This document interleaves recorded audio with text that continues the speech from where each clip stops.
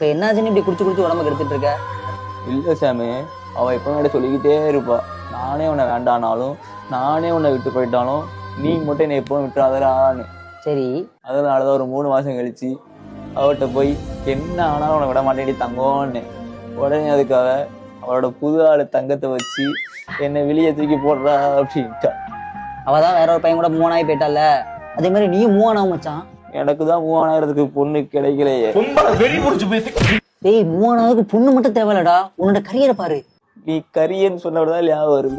அவளை என்னோட சைக்கிள் கேரியர்ல வச்சு ஊரு ஃபுல்லா சுத்தி வரணும்னு ஆசைப்பட்டேன். விட்டு போயிட்டா. நீ சைக்கிள் வச்சு சுத்தணும்னு ஆசைப்பட்ட, அவ கார்ல போகணும்னு ஆசைப்பட்டா, அதான் ஏறி போயிட்டா.